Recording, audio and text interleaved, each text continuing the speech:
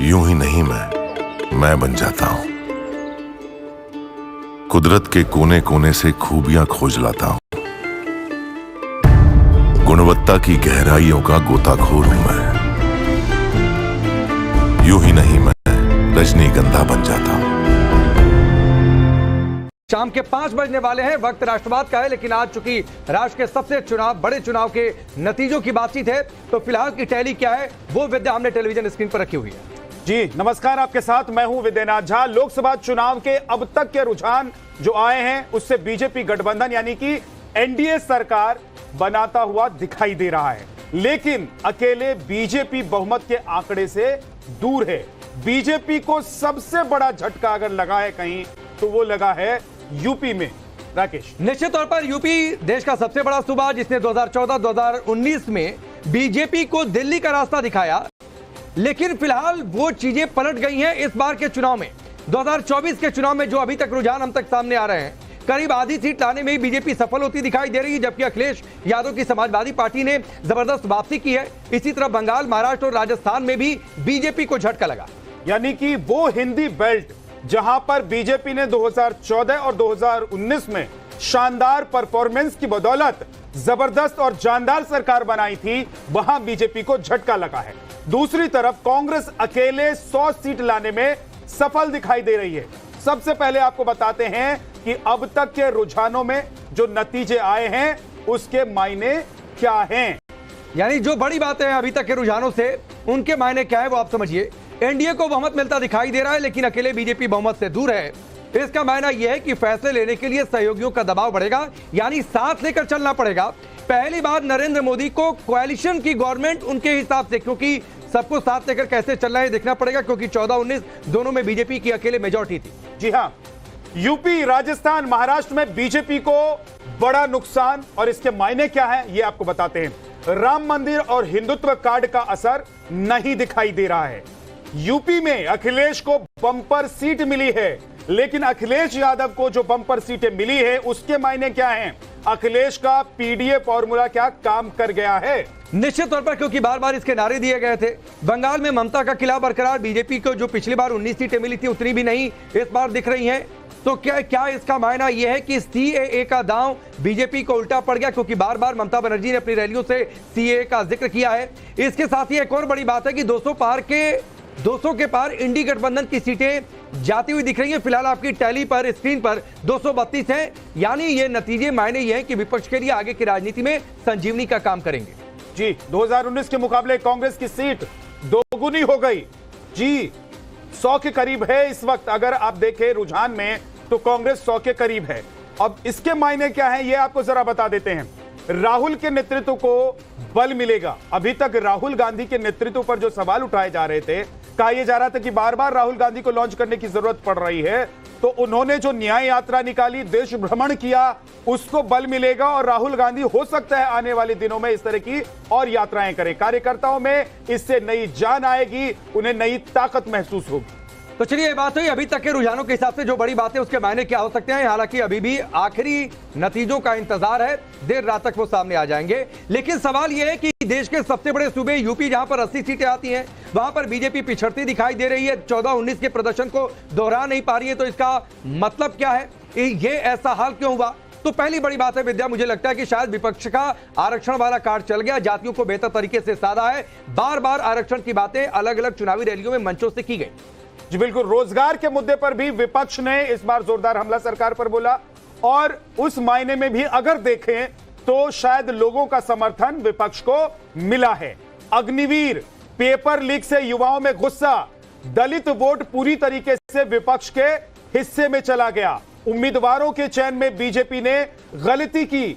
ये तमाम ऐसे पॉइंट हैं, ये ऐसे बिंदु हैं जिस पर अब बात हो रही है कि बीजेपी ने कहां गलती की, कौन कौन से ऐसे मुद्दे जो विपक्ष ने जोरदार तरीके से उठाए और लोगों तक पहुंचाने में विपक्ष कामयाब हो गया। लेकिन बात सबसे पहले यूपी की इसलिए क्योंकि अखिलेश यादव अगर यूपी में इस तरीके से बाउंस बैक नहीं करते, यानी अगर इतनी सीटें नहीं आ रही होती तो बीजेपी अकेले मेजॉरिटी के आसपास होती।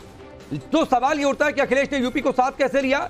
सोशल इंजीनियरिंग से टिकट बांटे, और ये हम इसलिए कह रहे हैं क्योंकि यादव समुदाय से 5 टिकट दिया, 11 टिकट सवर्ण समुदाय से दिया और दूसरी जातियों को भी साधा है विद्या अखिलेश यादव। बिल्कुल, इस बार पहली बार ऐसा हुआ कि यादव मतलब मुलायम सिंह यादव परिवार के अलावा किसी और दूसरे यादव को समाजवादी पार्टी ने टिकट नहीं दिया।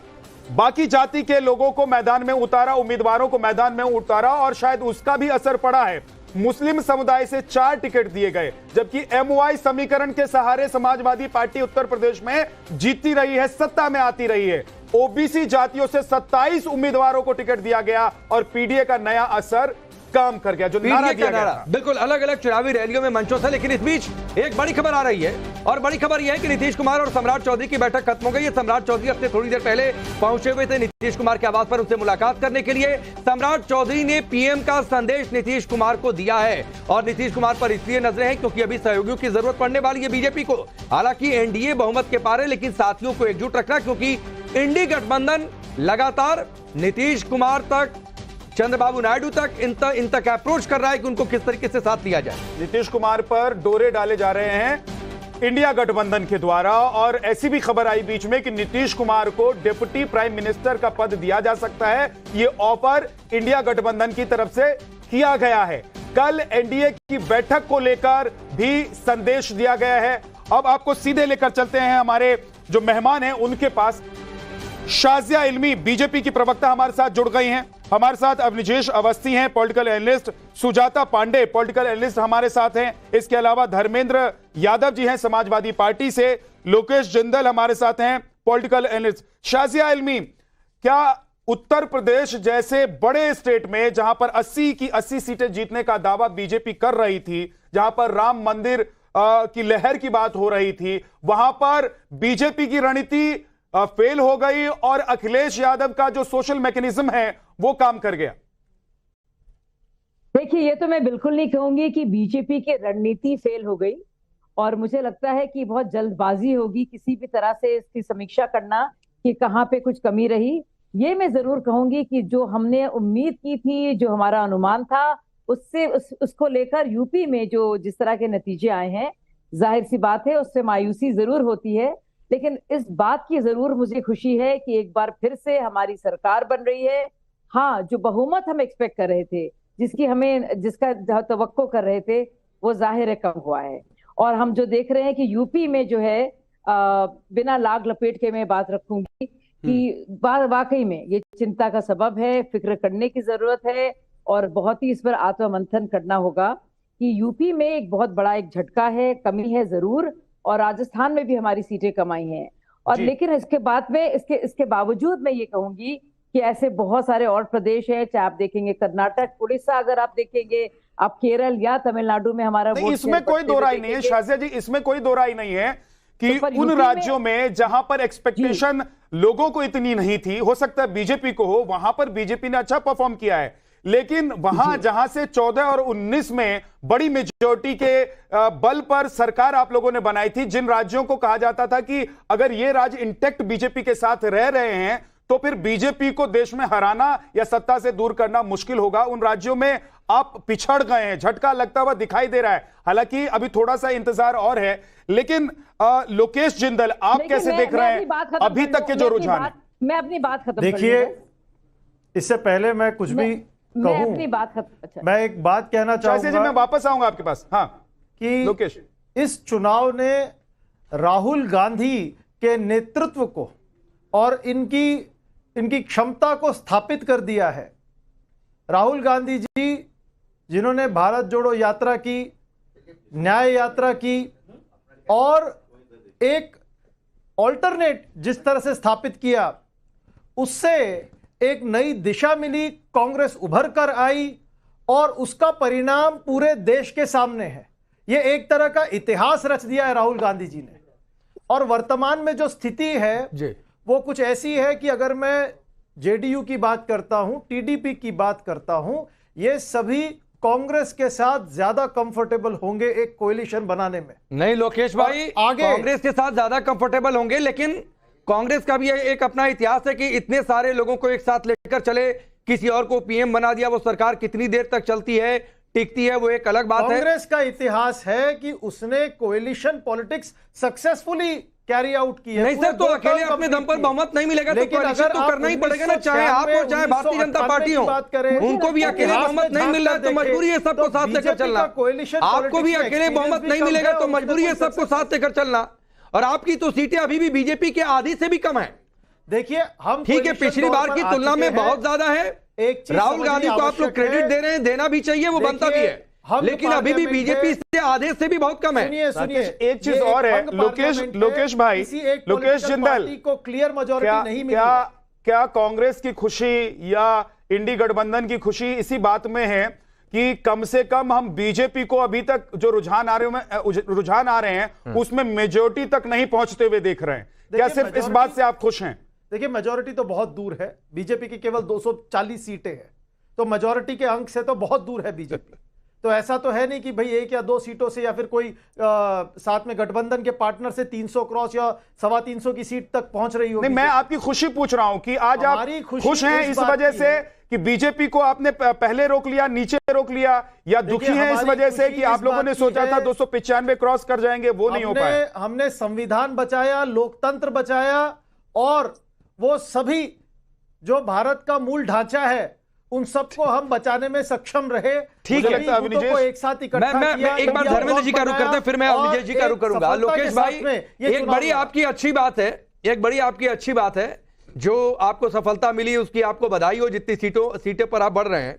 लेकिन एक बड़ी दिलचस्प आपने बात कही, उनकी सिर्फ 246 है, आपकी 100, वो 246 20 सिर्फ है, और आपकी 100 शायद आपको उससे ज्यादा लग रही है। दूसरी तरफ वो जितने हैं आप गठबंधन में भी उतने नहीं हैं, वो अकेले जितने हैं आप गठबंधन में भी उतने नजर नहीं आ रहे। बिल्कुल धर्मेंद्र जी लड़ी गई। ठीक है, अगर हम बात करते हैं इंडिया ब्लॉक की, तो इंडिया ब्लॉक ने पहले ही तय कर लिया था कि कोएलिशन पार्टनर्स के साथ में चुनाव लड़ा जाएगा। ठीक है, अरे तो नहीं कुछ अलग बात नहीं। भाई आप मैं ये कह रहा हूं कि भाई आपने गठबंधन में जितनी सीटें हासिल की हैं, बीजेपी अभी भी, हालांकि रिजल्ट अभी बाकी है, रुझान है, कुछ ही रिजल्ट आए हैं, अकेले बीजेपी उससे ज्यादा है। तो आप इस बात से खुश हैं कि आपने इंडिया गठबंधन को 232 पर पहुंचा दिया, भले ही कांग्रेस 100 सीट पर अटक गई है। बात 100 हो या 250 हो या 200 हो, ठीक है। अब निजेश मैं आपको रोक रहा हूं, धर्मेंद्र जी को मैं ज्यादा इंतजार इसलिए नहीं करवाना चाहता हूं क्योंकि आज उनका दिन है, और मुझे ऐसा लगता है कि अगर सबसे बड़ा गेंद किसी को हासिल हो रहा है तो वो अखिलेश यादव को, क्योंकि बिना यूपी में इस तरीके की सफलता हासिल किए जो अभी ट्रेंड दिख रहे हैं, तो बीजेपी अकेले बहुमत के पास आसपास तो पहुंच जाती, ये तय था। तो धर्मेंद्र भाई, 2 बातें, अगर मैं पूछूं कि आप किस चीज को क्रेडिट देते हैं, प्लस दूसरी बात है अभी तो काफी दूर तक सफर तय करना है, आगे कैसे? राकेश जी, आप भी इस बात से सहमत होंगे कि दिल्ली का रास्ता उत्तर प्रदेश से होकर जाता है। तो अगर उत्तर प्रदेश में हम 46 सीटों पर अभी आगे हैं गठबंधन के साथ, तो रास्ता तो हमने ज्यादा तय किया उत्तर प्रदेश में, तो दिल्ली का रास्ता हमारे लिए मुफीद है। और इस बात को मैं पीएम की दावेदारी नहीं, ये तो इंडिया गठबंधन तय कर लेगा, लेकिन आप भी इस बात से सहमत है, मैं भी सहमत हूँ, भारत के जितने बड़े से बड़े पॉलिटिशियन हैं सब सहमत है कि दिल्ली का रास्ता उत्तर प्रदेश से होकर जाता है। और धर्मेंद्र भाई, ईवीएम को दोष नहीं देंगे ना, ईवीएम को तो अब दोष कैसे ही दे पाएंगे? तो ठीक है ना। सुन लीजिए, अब आपने पहले जो सवाल पूछा उसका जवाब दे दीजिए। जी कंप्लीट कीजिए। भारतीय जनता पार्टी का रास्ता उत्तर प्रदेश ने काट दिया है, और ये इसलिए काट दिया, मैं बता दूं, उत्तर प्रदेश मर्यादा पुरुषोत्तम भगवान राम की जन्मभूमि है, और मर्यादा पुरुषोत्तम भगवान राम पूरा जीवन एक आदर्श स्थापित करने के लिए खपा दिए थे, और उन्होंने तो मर्यादा पुरुषोत्तम प्रभु श्री राम ने आप लोगों को बहुमत क्यों नहीं दिला दी भाई? धर्मेंद्र जी, अब जब 46 पर थे तो थोड़ा और धक्का लगा देते प्रभु श्री राम, 70 तक ले जाते आप लोगों को उत्तर प्रदेश में, और देश में ले जाते 300 पार। तो अच्छा लगता है विदेशी प्रवक्ता जवाब दे तो अच्छा लगता है, आप सवाल पूछेंगे तो ज्यादा अच्छा लगेगा जी। मर्यादा पुरुषोत्तम भगवान पूरा जीवन खपा दिए थे। आज भारतीय जनता पार्टी की जो तानाशाही है, भारतीय जनता पार्टी का जो अहंकार है, उसका मुंहतोड़ जवाब इस देश की जनता ने दिया। और सबसे बड़ी बात, भारतीय जनता पार्टी अयोध्या से चुनाव हार चुकी है, तो इस बात को समझिए, लोकतंत्र की ताकत, आदमियों की इज्जत, नागरिकों की पहचान, इस देश की फैब्रिक जो भी तोड़ने का प्रयास करेगा वो एक दिन टूट जाएगा। अब निजेश जी, क्या प्रभु श्री राम का आशीर्वाद समाजवादी पार्टी को मिला है? उस समाजवादी पार्टी को जिस पर आरोप ये लगे कि उन्होंने राम भक्तों पर गोलियां चलाई, और दूसरी बड़ी बात कि उत्तर प्रदेश में अगर बीजेपी ने बड़ा लॉस किया है तो उसकी वजह क्या नजर आ रही है? क्या जो सोशल इंजीनियरिंग अखिलेश यादव ने की, यादवों को कम टिकट दिया, सिर्फ परिवार के लोगों को टिकट दिया, या बीजेपी ने अपने सिटिंग एमपीज को बदला नहीं, नए उम्मीदवार नहीं खड़े किए? विद्या जी, आपने कई कारण गिना दिए और मैं इसको बिल्कुल स्पष्ट मानता हूं कि उत्तर प्रदेश में बीजेपी की हार है, इसमें कोई दो राय नहीं है। और हार के 100 कारण होते हैं, जीतने के हार के 100 बहाने होते हैं, जीतने का कोई कारण नहीं होता। तो इस दृष्टि से विचार करना चाहिए इस बात में। उम्मीदवारों का चयन गलत हो सकता है, लेकिन जहाँ तक भगवान श्री राम का नाम लेने की बात है, वो कृपा करके न लें, वो कृपा करके आप लोग ना लें। जो मंदिर नहीं गए, विरोध किया, राम भक्तों पे गोलियां चलाई, आप न कहें कि हमें राम मंदिर के बिना भी हम जीते हैं, ये कहिए ना आप, मुझे इसमें कोई आपत्ति नहीं है, लेकिन ये मत कहिए आप, ये नौटंकी और पाखंड मत करिए। कम से कम पाखंड का एक लोकेश जी, मैं बीच में तो नहीं बोलता था ना, मैं बता दूं, नहीं, राम गोपाल यादव ने कहा था पाखंड है, जो भी हो, नहीं, ये बिल्कुल भी स्वीकारा नहीं जाएगा। आप किसी तरह से धर्म के ऊपर अपनी मोनोपोली कैसे नहीं, तो आप अपने विचार अपने तक रखिए। अगर आपके किसी पर्व पर नहीं गए तो हम लोग नाम नहीं ले सकते। आप भगवान राम का नाम मत लीजिए, ये तो बहुत गलत है। नहीं, अखिलेश यादव अयोध्या नहीं, राम की बात कर। आप मुझे मेरे धर्म से वंचित नहीं कर सकते। आपके पास कोई हक नहीं है कि आप हमें वंचित करो कि हम भगवान राम का नाम नहीं ले सकते। कर्नाटक सरकार के एक मंत्री हैं, सुनिए, अवनीश जी को कोई हक नहीं है। लोकेश भाई सुनिए, लोकेश भाई सुनिए, एक व्यक्ति को, अवनीश जी को कोई हक नहीं है, शाजिया आजमी को कोई हक नहीं है, सुजाता पांडे को कोई हक नहीं है, धर्मेंद्र जी को कोई हक नहीं है, लेकिन आपके कर्नाटक सरकार के एक मंत्री को यह हक हो गया था जो कहे कि राम मंदिर में खिलौना रखा हुआ था, धर्म का खिलौना नजर आए रामलला, ये हक मिल गया था उन्हें। धर्म पालन में संकट पैदा कर रहे हैं आप। जीत रहे हो, जीतो आप, कोई दिक्कत नहीं है। देखिए, हार का इतना बुरा। अच्छा, एक सेकंड रुक जाइए, एक सेकंड रुक जाइए। अवनीश जी भी और लोकेश जी, धर्म नहीं पालन करने दे। देखिए, सबसे बड़ी जीत अभी तक जो जीत हुई है, आज 2024 के लोकसभा चुनाव में सबसे बड़ी जीत हासिल करने वाले शिवराज सिंह चौहान, एक सेकंड रुक जाइए, उन्होंने क्या कहा है अपनी जीत के बाद, जरा वो सुन लेते हैं, उसके बाद वापस आएंगे।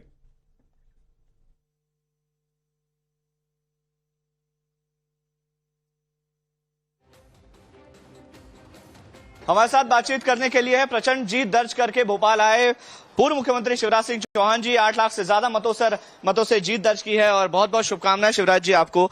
और अब आगे की रूपरेखा क्या, क्योंकि सबसे पहले आप ही ने कहा था कि 29 की 29 सीटों की माला प्रधानमंत्री नरेंद्र मोदी के गले में पहनाएंगे, अब तो 29 जीत गए, आगे क्या? प्रधानमंत्री जी के प्रति श्रद्धा और विश्वास का प्रकटीकरण है ये। जनता उनके नेतृत्व पर ही विश्वास करती है, इसलिए 29 की 29 सीटें भारतीय जनता पार्टी मध्य प्रदेश में जीत रही है। मैं प्रदेश के नेतृत्व को भी और कार्यकर्ताओं के अनथक परिश्रम को प्रणाम करता हूं। मैं अपने क्षेत्र की जनता का भी आभार प्रकट करता हूं। इतना प्यार कि मुझे समझ में नहीं आ रहा किन शब्दों में आभार व्यक्त करूं। बस जनता की सेवा मेरे लिए भगवान की पूजा है, तो जब तक सांस चलेगी अपनी जनता की सेवा में हम लगे रहेंगे। और प्रधानमंत्री जी ने विकसित भारत का जो संकल्प लिया है, विकसित भारत के लिए विकसित विदिशा बनाने का प्रयत्न करते रहेंगे। क्या कॉन्फिडेंस की वजह थी? और 29 की 29 सीटें, क्योंकि पहले 14 में 27, फिर 19 में 28 और अब 2024 में 29 की 29 सीटें, क्या वो रिदम रहा है जिसकी वजह से ये सफलता मिली? प्रधानमंत्री जी के प्रति विश्वास और कार्यकर्ताओं ने जबरदस्त परिश्रम किया है। लोग भारत को विकसित भारत के रूप में देखना चाहते हैं और जन कल्याण की जो योजनाएं प्रधानमंत्री जी ने, सरकार ने चलाई है, लोगों ने उनको समर्थन दिया है। तो ये शिवराज सिंह चौहान को आप सुन रहे थे। दुष्यंत नागर जी भी हमारे साथ जुड़े हुए हैं। सुजाता, एक टिप्पणी आपकी, और वो टिप्पणी ये चाहिए कि ये जो हाल यूपी की जो तस्वीर अभी फिलहाल दिखाई दे रही है, बाद की तस्वीर क्या होती है बाद में बातचीत करेंगे, लेकिन आपके हिसाब से इसकी वजह क्या हो सकती है? और मध्य प्रदेश ठीक वैसा ही है। बिल्कुल, जबकि मध्य प्रदेश में आप इतना बेहतर हैं, साउथ में आपने बेहतर किया, हिंदी बेल्ट में ही आप मध्य प्रदेश और उत्तर प्रदेश में दो तरह के अगर रुझान या नतीजे दिखाई दे रहे हैं, तो इसकी वजह क्या हो सकती है? इसके मुझे लगता है एक ही बड़ा कारण मुझे दिखाई देता है, वो है कि हो सकता है कि गलत कैंडिडेट्स का सिलेक्शन हो गया हो, क्योंकि ये रिपोर्ट्स तो पीएमओ के पास में भी थी और लोकल एडमिनिस्ट्रेशन के पास में भी थी कि जो लोग हैं वहाँ के जो लोकल कैंडिडेट्स हैं उनसे थोड़े नाराज चल रहे थे। शायद उस पर एक पुनर्विचार, एक मंथन होना ही चाहिए, हर एक पार्टी को करना चाहिए। भाजपा तो जानते ही है कि अपने एक एक सीट का विश्लेषण करती है, तो मुझे तो आशा है कि इसकी विश्लेषण की जाएगी। और साथ ही साथ मुझे लगता है कि एक चीज़ जो शायद अखिल इंडिया ब्लॉक के लिए काम कर गई कि वो है कि उन्होंने सारा जितना जो दूसरे लोगों के वोट थे, छोटी छोटी पार्टियों के वोट थे, उन सबको कंसोलिडेट कर लिया और इसीलिए शायद आपको ये नंबर बढ़े हुए दिखाई देते हैं। तो ये एक चीज़ हुई। और दूसरा तीसरा जो शायद एक बार से फिर से पुनर्विचार करने का मंथन का विषय हो सकता है कि क्या हमें बीएसपी को साथ लेके चलना चाहिए था। जो हम आरएलडी को साथ लेके चले तो क्या हमें बीएसपी को साथ लेके चलना चाहिए था? तो लेकर चलना चाहिए था, लेकिन बीएसपी आती तभी तो दिक्कत ये थी ना कि बीएसपी आने को तैयार होती तभी तो। आने पे तो एक बड़ी खबर आ रही है इस वक्त, प्रधानमंत्री नरेंद्र मोदी वाराणसी से चुनाव जीत गए हैं। वहां का रिजल्ट फाइनल हो गया है। प्रधानमंत्री नरेंद्र मोदी एक बार फिर से लगातार तीसरी बार वाराणसी से चुनाव जीत गए हैं। ये इस वक्त की बड़ी खबर है राकेश। और प्रधानमंत्री नरेंद्र मोदी इस बार 1.5 लाख वोट से चुनाव जीते। 1.5 लाख, करीब 1.5 लाख वोट से उन्होंने चुनाव जीता है लगातार तीसरी बार, 14, 19 और उसके बाद 24। तो करीब 1.5 लाख वोटों से प्रधानमंत्री मोदी की ये जीत। धीरे धीरे अब नतीजे घोषित होने लगे हैं जो रुझान अभी तक आए थे।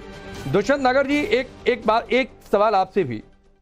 बहुत सारी बातें हैं, बहुत सारे अभी विश्लेषण है जो आने बाकी हैं। पूरा विपक्षी गठबंधन अकेले उतनी सीट नहीं अभी हासिल किया जितनी बीजेपी की अकेले सीट है। सरकार बनाने की दोनों पक्ष अपनी अपनी कवायद कर रहे हैं। आपको लगता है कि रेस में अभी विपक्ष निकल पाएगा इस लेवल तक कि सरकार बना पाए? बिल्कुल विपक्ष की ही सरकार बनेगी। देखिए, बहुत सी सीटें ऐसी हैं जो कम अंतर पे हैं, जिनके बीच में कम अंतर है, नजदीकी फाइट है। वहां पे मतगणना भी बहुत कम हुई है, 30% हुई है, कहीं 40% हुई है। तो आपको कैसे पता उस सीट पर विपक्षी जीत जाएगा? हाँ, बिल्कुल जीतेंगे, क्योंकि पहले राउंड्स में वो आगे चल रहे थे और कांग्रेस के लीडर्स ने लगातार ट्वीट्स किए हैं। उसके बारे में पूरी इंफॉर्मेशन है, आप सोशल मीडिया पे देखिए। ईवीएम के अंदर से इंफॉर्मेशन निकल कर कैसे आ सकती है जी? ईवीएम के अंदर से इंफॉर्मेशन नहीं निकली होगी ना, वो तो अभी थोड़ा। आप एक बात बताइए, कल आप 400 सीटें दे रहे थे एग्जिट पोल में और जबरदस्ती ऑपोजिशन के नेताओं को मनवा रहे थे कि 400 सीटें मानो। 400 सीटें नहीं मानोगे तो देशद्रोही हो, आप देश में अराजकता पैदा करना चाहते हो। हमारे पास डाटा नहीं है, आपके पास डाटा है, आपके पास एग्जिट पोल है, हमारे पास एग्जिट पोल नहीं है। ये देशद्रोही का टैगिंग मत यहाँ पर दीजिए। मैं दो महीने से कह रहा था ना तो आप उनको देशद्रोही कहिए। जीतेंगे। और रही बात एग्जिट पोल की चर्चा नहीं हो रही थी, एक अनुमान था और हमने कभी नहीं कहा था कि वो 101% सही हो जाएगा। राकेश, आपने भी 295 कर दिया था, सही हो गया। राकेश, 10 साल का इंतजार एग्जिट पोल सही, जो एग्जिट पोल को नहीं मानते। मुझे लगता है कि दुष्यंत भाई, मैं तो आपको 30 सेकंड 1 मिनट एक्स्ट्रा दे रहा हूं कि आज दिल खोलकर आप बोलिए जो भी बोलना है। नहीं, एक चीज, लेकिन ना देशद्रोही आप बनिए ना किसी को बनाइए। मेरा सवाल सीधा सा था कि अभी जहां पर रुझान आ रहे हैं, नतीजे फाइनल नहीं आए हैं, कैसे पता चल गया आपको कि ईवीएम के अंदर से जो नतीजे बाहर आएंगे वो पहले से आप लोगों ने पता कर लिया या पता चल गया? आप ही लोग तो ईवीएम पर सवाल उठा रहे थे। सवाल पूछना है, मुझे थोड़ा मौका दे सकते हैं करके जादुई आंकड़े को पार जाएगा। शाजिया जी बिल्कुल आ रहा हूं आपके पास। जी, मेरा एक सवाल है अपने भाई से। देखिए, आपको खुश होना चाहिए, खुशी का दिन है। मुझे लगता है मेरे लिए भी बहुत खुशी का दिन है, क्योंकि मेरी पार्टी सबसे बड़ी पार्टी है और जो आपके पूरे गठबंधन से ज्यादा हमारे अंक आए हैं, वो अच्छी बात है बहुत। लेकिन आपके लिए भी बहुत अच्छी बात है क्योंकि आपका नंबर भी बहुत बड़ा है। लेकिन आप ये बताइए भाई साहब, जैसे जयराम रमेश जी को पता चल गया था कि होम मंत्री जो है फोन कर रहे हैं 150 डीएम को, लेकिन उसकी नॉलेज नहीं दे पाए, उसके बारे में आपको क्या कहना है? क्या आप तक कोई जवाब दे पाएंगे? और आप ये, और एक और सवाल मुझे आपसे पूछना है, क्या आपका जो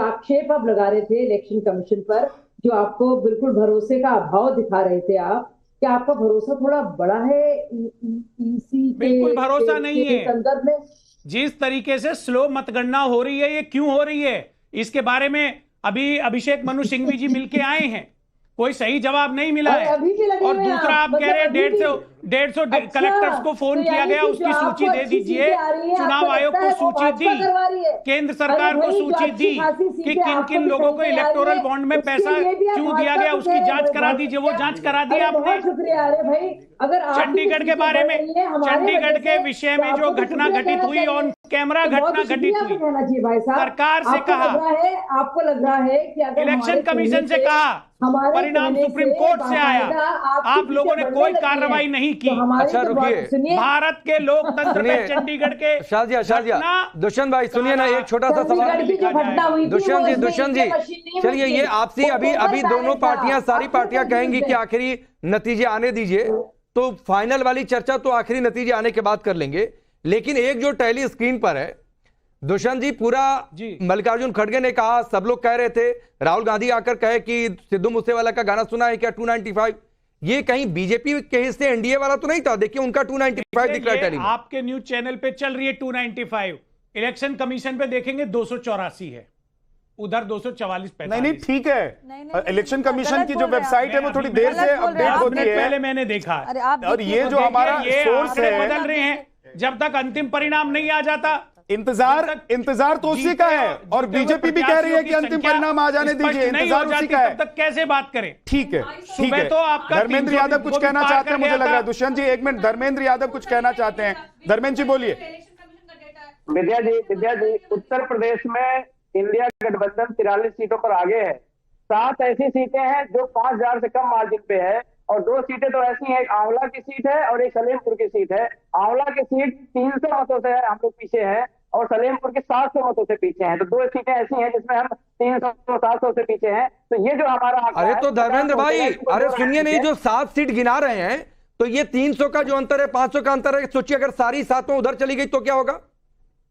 नहीं, मैं आपसे इसलिए कह रहा हूँ कि 5000 के अंतर से 7 सीट ऐसी जिसमें 5000 का अंतर है, और 2 सीट ऐसी जिसमें किसी में 300 का, किसी में 700 का है। तो ऐसा तो है कि 7 उधर चली जाएंगी, ऐसा भी तो 7 हमारी तरफ। नहीं, मान लीजिए, तो अभी मत कहिए ना सर, दावा मत ठोकिए, मैं सिर्फ ये कह रहा हूं, तो ये दावा मत ठोकिए कि वो 7 आपके पास आ जाएंगी। वो 7 उधर भी जा सकती है, कुछ इधर कुछ उधर भी हो सकता है। तो अभी कोई दावा ना ठोके, मैं सिर्फ ये कह रहा हूं। 43 से बढ़ेगा आंकड़ा, वही मैं कहना चाह रहा हूँ। हमारा आंकड़ा भी 43 से बढ़ेगा, और इंडिया गठबंधन का आंकड़ा 295 प्लस जाएगा। जब मतगणना खत्म हो जाएगी हम लोग फिर बात कर लेंगे। ठीक है, ठीक है। अब विजेश जी, ठीक है, इंतजार उसका हम भी कर रहे हैं, और मुझे लगता है उसका इंतजार करना ही चाहिए। अभी अपने अपने दावे हैं, लेकिन इंतजार तो फाइनल रिजल्ट का होना ही चाहिए। अब विजेश जी, क्या लग रहा है कि अगर जैसे अभी तस्वीरें दिखाई दे रही हैं, और सूत्रों के हवाले से जो खबर भी आ रही है कि क्या टीडीपी और नीतीश कुमार को इंडी गठबंधन तोड़ सकता है, इसके चांसेस कितने हैं? और अगर वो टूटकर चले भी जाते हैं तो क्या इंडी गठबंधन सरकार बना लेगा? आप दोनों की सीट जोड़ लीजिए, उसके बावजूद भी इंडी गठबंधन जो है वो उस पर मैजिक नंबर पर नहीं पहुंचता, पहली बात। दूसरी बात, दोनों ही दलों ने ये अश्योर कर दिया है कि हम एनडीए के साथ हैं। और आंध्र प्रदेश में कांग्रेस को विधानसभा में कितनी सीटें मिली हैं? लड़े थे ना विधानसभा में, आंध्र प्रदेश में कितनी सीटें मिली हैं कांग्रेस को? 0। लोकसभा में 0। आंध्र प्रदेश वाले क्यों कांग्रेस के साथ जाएंगे? सामान्य समझ होती है। लेकिन मैं राजनीतिक दृष्टि से ये कहता हूं कि ये इनके ऊपर है कि ये कोशिश कर रहे हैं। कोई भी, हर पार्टी करती है, हर अलायंस करता है, उसमें मुझे कोई आपत्ति नहीं है।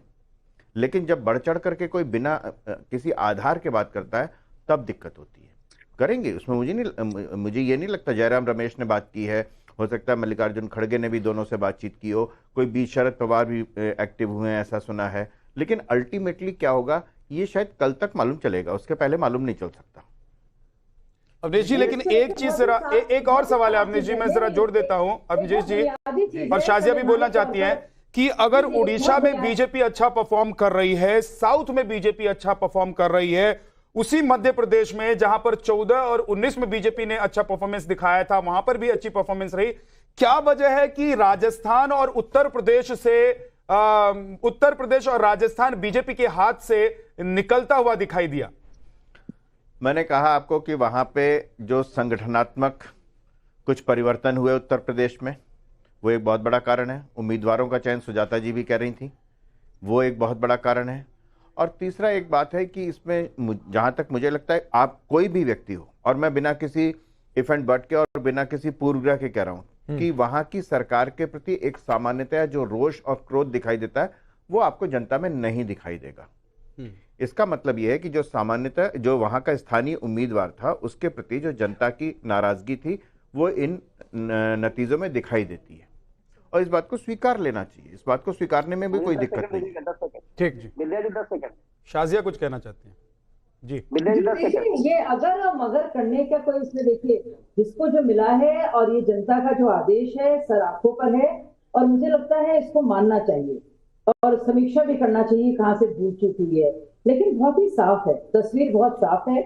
जो आंकड़ों का जो हम जो सोच रहे थे उससे कम आए जरूर, लेकिन कई जगह बहुत ही बढ़ोत अभी है। और अगर आप साफ तौर से देखेंगे, सबसे बड़ी पार्टी के तौर पर भी, सबसे बड़े अलायंस के तौर पर भी, तो इसमें इफ और बट और अगर मगर का सवाल नहीं है।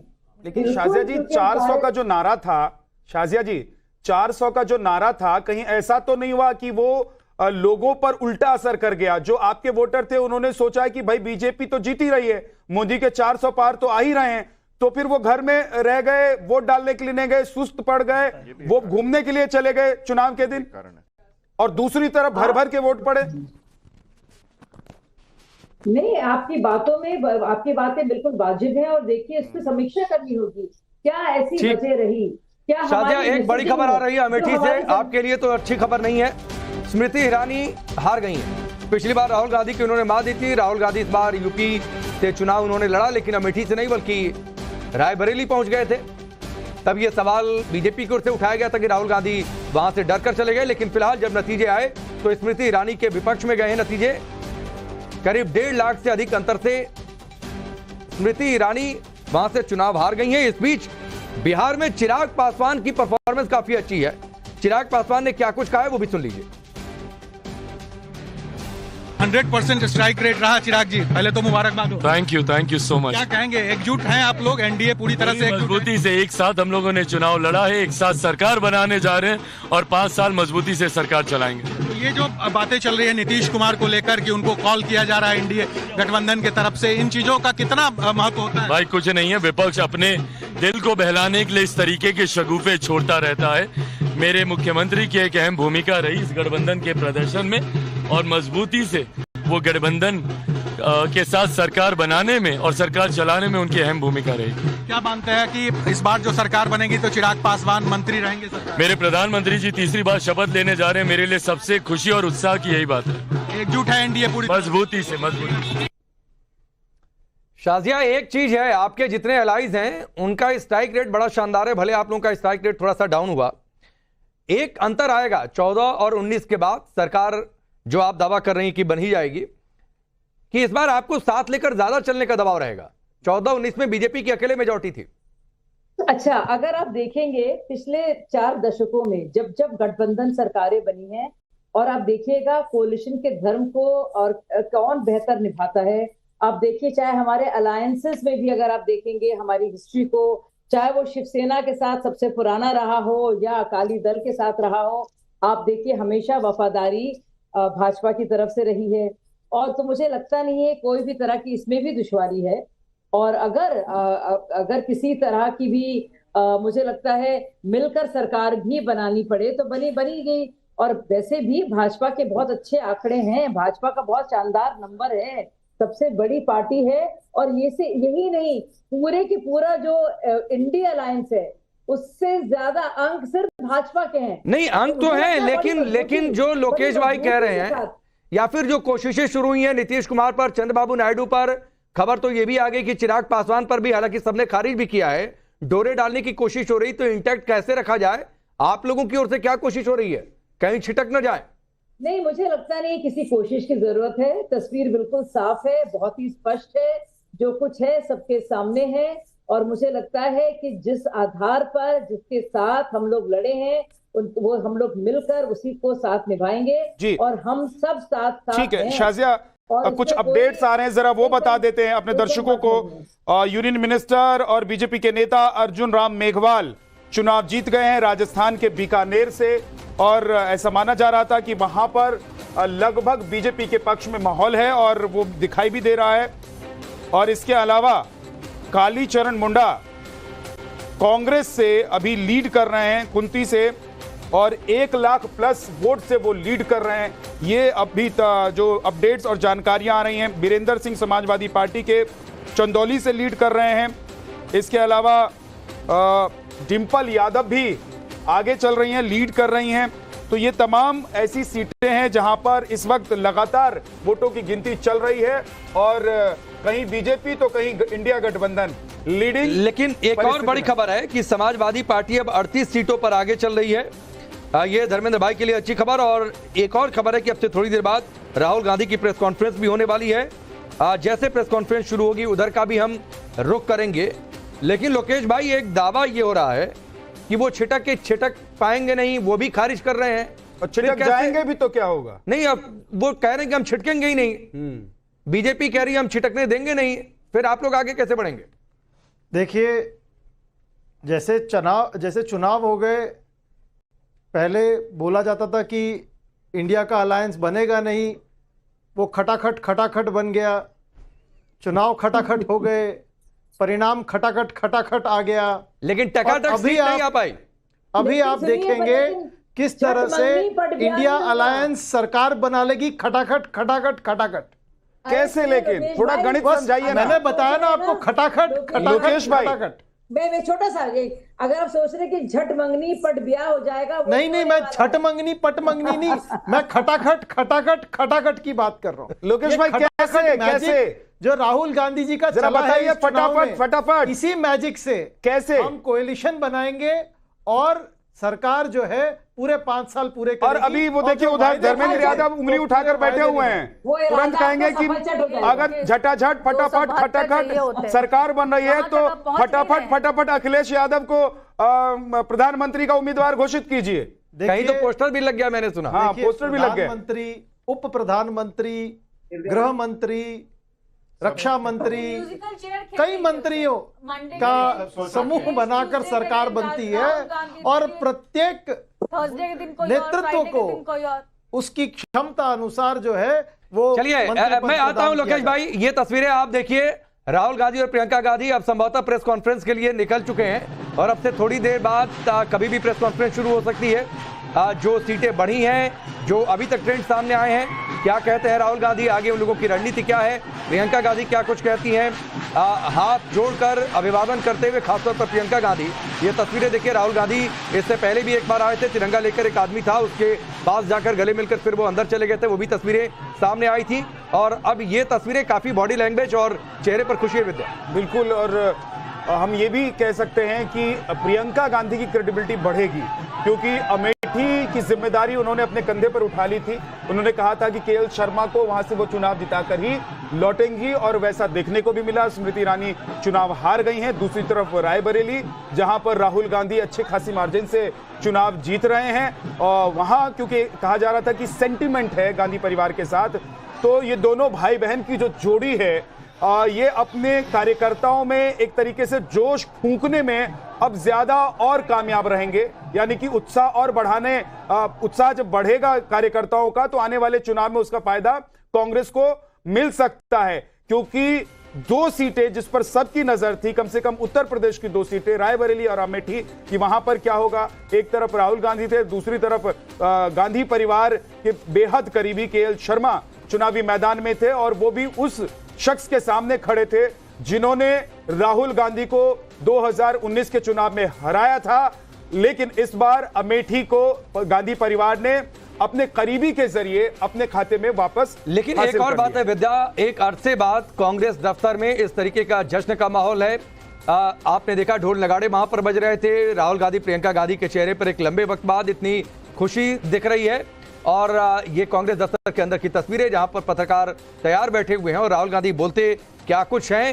हालांकि अभी भी जो दावे किए जा रहे हैं विपक्षी गठबंधन के, अभी भी 232 आंकड़ा है जो कि बहुमत से काफी दूर है।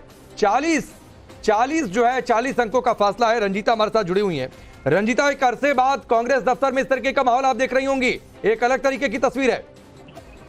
बिल्कुल बिल्कुल, हम कह सकते हैं 10 साल के लोकसभा चुनाव में लगातार हार के बाद इतनी भीड़ और खासकर मीडिया अभी जहां प्रेस कॉन्फ्रेंस होना है राहुल गांधी का, सोनिया गांधी यहां पहुंचने वाली है, इस कमरे में खचाखच भीड़ है मीडिया पर्संस की। हम कह सकते हैं कि दोनों ही तरफ से दरवाजे को बंद कर दिया गया है, एंट्री बंद कर दी गई है, क्योंकि मीडिया के साथ साथ कांग्रेस के कार्यकर्ता भी लगातार यहाँ आ रहे हैं और जश्न पटाखे जो है वो जलाए जा रहे हैं, खुशी जाहिर की जा रही है। सीधे तौर पर हम कह सकते हैं कि गठबंधन जो इंडिया गठबंधन है उसके पास बहुमत नहीं, लेकिन उसके आसपास पहुंच चुकी है। और एक ये रंजीता, लेकिन एक चीज ये भी है रंजीता, जरा वहां की तस्वीर भी दिखाते रहिए, एक चीज ये भी है कि भले ही परीक्षा में कांग्रेस पास नहीं हो पाई हो, लेकिन डूबते को तिनके का सहारा ही काफी होता है। तो जो सीटें इस बार कांग्रेस को प्लस हुई हैं, उससे एक नई जान कांग्रेस में दिखाई दे रही है क्या? बिल्कुल ये कहा जा सकता है। और सबसे बड़ी चीज ये कि कांग्रेस पार्टी लगातार ये कहती नजर आ रही थी, जिस तरह का कैंपेन कांग्रेस पार्टी का रहा, जिन मुद्दों को लेकर पार्टी आगे बढ़ रही थी, हम कह सकते हैं कि हमने हमेशा देखा कि कैंपेन जिस तरह से कांग्रेस पार्टी का रहा है पिछले लोकसभा चुनाव में, 2 लोकसभा चुनाव की बात करें तो एक डिरेल कैंपेन के तहत कांग्रेस पार्टी चलती रही है। लेकिन इस बार एक एग्रेसिव मुद्दा, जो आम जनता से जुड़ा हुआ मुद्दा, और इंडिया गठबंधन यानी क्षेत्रीय पार्टियों से जो गठबंधन कांग्रेस पार्टी ने किया है, लगभग सभी क्षेत्रीय पार्टियों ने बेहतर प्रदर्शन किया है। अगर सपा की बात की जाए, उत्तर प्रदेश में एक बार फिर जो है सपा और कांग्रेस जो है वो बम्पर जीत हासिल कर रही है। बिहार में वो प्रदर्शन हालांकि नहीं दिख रहा है। टीएमसी बहुत बढ़िया। रंजीता, कितनी देर में राहुल गांधी वहां पहुंच जाएंगे प्रेस कॉन्फ्रेंस में और संबोधित करेंगे पत्रकारों को?